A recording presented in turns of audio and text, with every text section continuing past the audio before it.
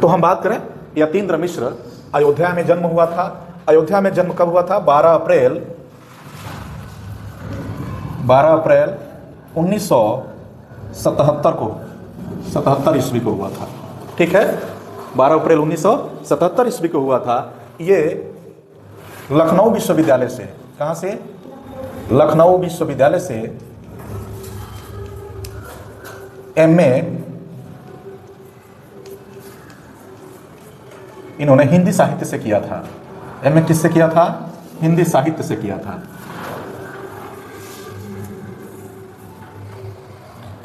इनके 3 काव्य संग्रह हैं। कितने काव्य संग्रह हैं? 3 काव्य संग्रह हैं।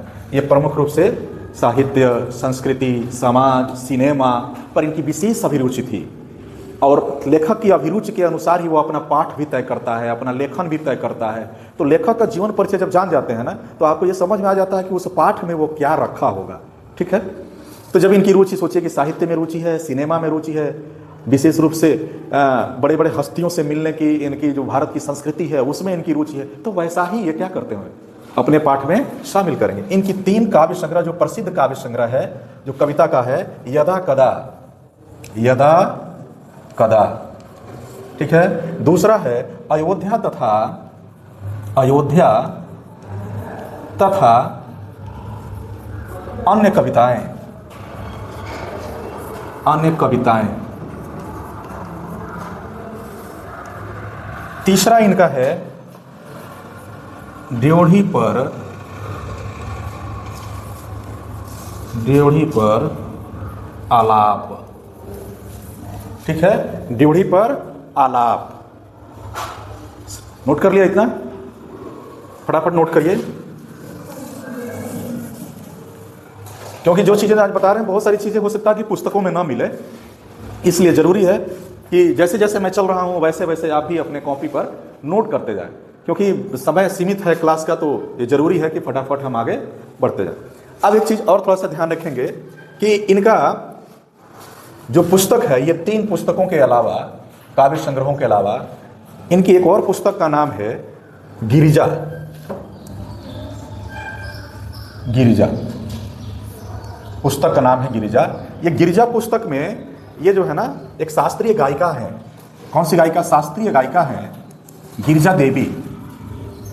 शास्त्रीय गायिका है गिरिजा देवी, है ना। शास्त्रीय गायिका गिरिजा देवी पर इनकी एक पुस्तक, उनकी जीवनी पर एक पुस्तक उन्होंने, क्या पुस्तक का नाम है? गिरिजा। शास्त्रीय गायिका है, शास्त्रीय गायिका का नाम भी गिरिजा ही है, ठीक है ना। और उसने पुस्तक भी गिरिजा नाम से ही उन्होंने, ठीक है ना, संपादित की है। समझ में आ गया? एक पुस्तक और है इनकी, देवप्रिया। कौन सी पुस्तक है? देवप्रिया, है ना। ये देवप्रिया पुस्तक में भारतनाट्यम और ओडिसी की एक नृत्यांगना है। भारतनाट्यम, भारतनाट्यम, ठीक है ना, और ओडिसी। भारतनाट्यम और ओडिसी की प्रसिद्ध नृत्यांगना है, फेमस पर्सन है। उनका नाम है, प्रसिद्ध जो नृत्यांगना है उनका नाम है सोनल मानसिंह। सोनल मानसिंह, सोनल मानसिंह, ठीक है। इस सोनल मानसिंह पर इन्होंने पुस्तक संपादित की है। सोनल मानसिंह पर यह एक प्रसिद्ध भारतनाट्यम और ओडिसी की नृत्यांगना है, मशहूर, फेमस है पूरे भारत में, ठीक है, सोनल मानसिंह।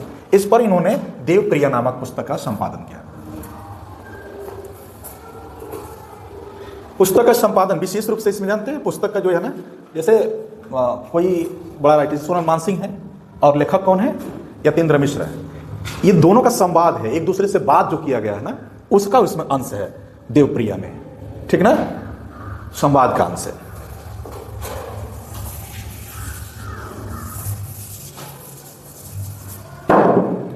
इसके बाद एक पत्रिका का इन्होंने संपादन किया था। उस पत्रिका का नाम है थाती। उस पत्रिका का क्या नाम है? थाती। थाती पत्रिका का संपादन किया था। विशेषकर रूपंकर कला पर केंद्रित है ये पत्रिका, रूपंकर कला पर केंद्रित है। इस पर उन्होंने थाती पत्रिका का संपादन किया। इसके बाद द्विजदेव गर्थावली, द्विजदेव ग्रंथावली, इसका संपादन किया इन्होंने, इस पुस्तक का। ठीक है ना, हमने एक दिन बताया था कि संपादन का मतलब क्या होता है। द्विजदेव ग्रंथावली, ये द्विजदेव ना, ये कवि है और ये रीतिकालीन कवि है। कौन से कवि हैं? रीतिकालीन, रीतिकाल के, वो भी अंतिम कवि है, रीतिकाल के अंतिम कवि है ना। आपका आदिकाल, भक्तिकाल, रीतिकाल, आधुनिक काल, जो 4 काल है हिंदी साहित्य के इतिहास के, उस हिंदी साहित्य के इतिहास के रीतिकाल के ये अंतिम कवि हैं द्विजदेव। और द्विजदेव की ग्रंथावली का संपादन यतीन्द्र मिश्र ने किया है। ठीक है, उसके बाद चूंकि फिल्मों से, सिनेमा से इनका ज्यादा जुड़ाव रहा, ज्यादा लगाव रहा सिनेमा से। गुलजार साहब का नाम सुना होगा, गीतकार हैं, गीत लिखते हैं। तो गुलजार साहब पर इन्होंने यार जुलाहे, यार जुलाहे, यार जुलाहे है ना, यार जुलाहे गुलजार साहब की कविताओं का ये संकलन है। यार जुलाहे, गुलजार गीतकार हैं, फिल्म इंडस्ट्री की, सिनेमा जगत के बड़े गीतकार हैं गुलजार साहब, जैसे जावेद अख्तर साहब हैं, है ना, वैसे ही गुलजार साहब हैं। तो गुलजार, ये गुलजार साहब के कविताओं का संकलन है, इसमें कविताओं का संकलन। और ये संकलन कौन किया है? यतीन्द्र मिश्र ने किया है। ये ध्यान रखिएगा, 1977 12 अप्रैल 1977 में जन्मे। ठीक ना, इतने कम उम्र में इन्होंने इतना सारा काम किया। तो कविताओं का संकलन है। ये गुलजार साहब पर ही एक पुस्तक और इन्होंने, गुलजार साहब पर एक पुस्तक और, उस पुस्तक का नाम है गुलजार साहब हजार राहें। गुलजार साहब, गुलजार साहब है ना, हजार राहें, गुलजार साहब हजार राहें, इस पुस्तक का इन्होंने संपादन। ये मूल रूप से ना जीवनी है। ये पुस्तक कौन सी है? जीवनी है। और ये जीवनी किसकी है? गुलजार साहब की जीवनी है। और इस जीवनी को अधिकृत जीवनी मानी जाती है, गुलजार साहब की अधिकृत जीवनी मानी जाती है, अधिकृत जीवनी। ठीक ना, गुलजार साहब की ये अधिकृत जीवनी मानी जाती है। गुलजार साहब हजार राहें, इस जीवनी को लिखा है यतीन्द्र मिश्र ने। इसके बाद यतीन्द्र मिश्र के साहित्यिक योगदान पर यदि हम देखें तो ठुमरी क्वीन थी, ठुमरी क्वीन, ठुमरी क्वीन का नाम ठुमरी है ना, ठुमरी क्वीन। और ठुमरी क्वीन के साथ साथ एक गजल गायिका और गजल गायिका, गजल गायिका इनका नाम था। इन दोनों का नाम क्रम से देखा जाए तो गजल गायिका बेगम अख्तर, ठुमरी क्वीन और गजल गायिका ये बेगम अख्तर है ना, इनका नाम है बेगम अख्तर, बेगम अख्तर, बेगम अख्तर। ठीक, इन पर जो है यतीन्द्र मिश्र ने पुस्तक संपादन किया। उस पुस्तक का नाम है अख्तरी, अख्तरी सोज, अख्तरी सोज और अख्तरी सोज और साज का अफसाना, साज का अफसाना, साज का अफसाना। ठीक है, ठुमरी क्वीन और गजल गायिका बेगम अख्तर हैं। इन पर इन्होंने पुस्तक का संपादन किया इस नाम से, अख्तरी सोज और साज का अफसाना। ठीक है, इस पुस्तक का इन्होंने संपादन किया। फिर उसके बाद से 12वीं सदी की एक फेमस कवित्री हैं अक महादेवी, 12वीं सदी की, साउथ की है, ठीक ना, दक्षिण भारत की, 12वीं सदी, अक महादेवी, अक महादेवी। ठीक ना, इनकी कविताओं का ये हिंदी में अनुवाद किया था भैरवी नाम से। किस नाम से? भैरवी नाम से, भैरवी नाम से। एक एक नंबर के प्रश्न बनेंगे आपके, ठीक ना, इस पाठ से, इसलिए इस बात को ध्यान में आप रखेंगे। भैरवी नाम से इन्होंने किया था कविताओं का अनुवाद। एक और लता सुरगाथा, लता मंगेशकर का नाम तो जानते ही है ना, कि नहीं जानते हैं? जानते हैं। लता सुरगाथा एक पुस्तक का और इन्होंने संपादन किया, लता सुरगाथा। ठीक ना, ये चूंकि सिनेमा पर आधारित है, लता सुरगाथा। गाथा, ठीक है ना। तो लतासुर गाथा पुस्तक इतनी फेमस हुई, इनकी इतनी प्रसिद्ध हुई कि एक वर्ष में 6 पुरस्कार ये लेकर के आई थी। एक वर्ष में 6 पुरस्कार लेकर आई थी यह पुस्तक, 6 पुरस्कार। सोचिए, मात्र एक साल में 6 पुरस्कार लाना किसी पुस्तक के लिए सामान्य बात नहीं है, बहुत बड़ी बात हो जाती है। किसी पुस्तक को तो कोई पढ़ता नहीं, कोई जानता नहीं, कोई देखता तक नहीं। हजारों पुस्तकें लिखी जा रही हैं, एक राइटर के हर साल जो है 1-2 पुस्तक निकल जा रहे हैं, पता ही नहीं चलता कौन किसकी पुस्तक है। हाँ, उन पुस्तकों को लोग जानते हैं जो चर्चा में आ जाती हैं, जो बुक्स सेलर जो है बेस्ट सेलर बन जाती है, उस साल की सबसे ज़्यादा पुस्तकें बिकती हैं, ठीक ना।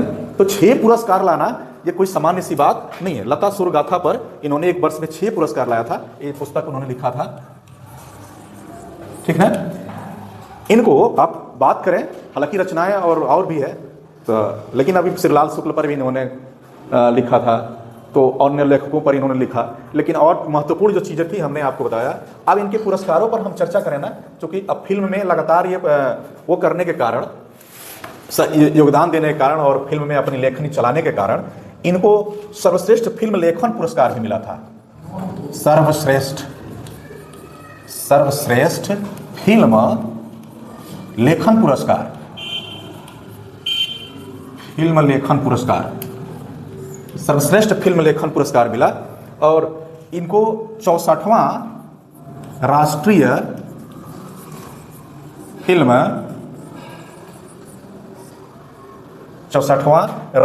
फिल्म पुरस्कार मिला था। 64वां राष्ट्रीय फिल्म पुरस्कार मिला था 2016 ईस्वी में, ठीक है। इनको पुरस्कारों की श्रेणी में देखा जाए तो भारत भूषण अग्रवाल पुरस्कार, भारत भूषण अग्रवाल पुरस्कार, भारत भूषण अग्रवाल पुरस्कार, भारतीय भाषा परिषद से भारतीय भाषा परिषद से युवा पुरस्कार, युवा पुरस्कार मिला इनको। फिर पुरस्कारों की श्रेणी में रजा पुरस्कार भी इनको मिला, राही मासूम रजा के नाम पर जो दी जाती है, रजा पुरस्कार। इन पुरस्कारों के बाद, रजा पुरस्कार के बाद हेमंत स्मृति कविता पुरस्कार भी मिला इनको, हेमंत स्मृति कविता पुरस्कार, हेमंत स्मृति कविता, है ना, हेमंत स्मृति कविता पुरस्कार भी इनको मिला। ऋतुराज सम्मान भी इन्हें प्राप्त है,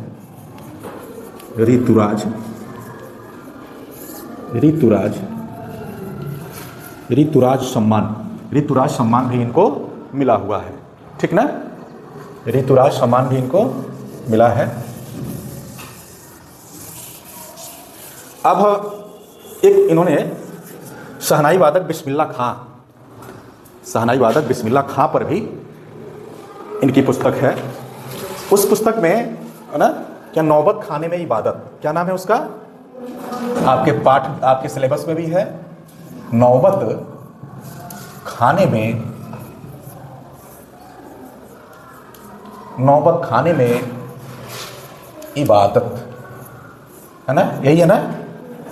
इस पर इन्होंने विशेष रूप से देखा है क्या कि बिस्मिल्लाह खां साहब का बचपन का जीवन कैसा था, कहाँ पले बढ़े, कैसे उन्होंने अपने शहनाई को सुर में किस प्रकार से अपना उन्होंने उसको पुष्पित किया, पल्लवित किया, कैसे आगे बढ़ाया, किस प्रकार से बनारस की गलियों में रहे, किस प्रकार से डुमराव में बचपन कैसे बीता, डुमराव का और बनारस का इन दोनों के बीच का क्या संबंध रहा, काशी का क्या संबंध रहा, इनके घराने में इस चीज़ को उन्होंने इस पाठ में दिखाया है। क्या दिखाया है कि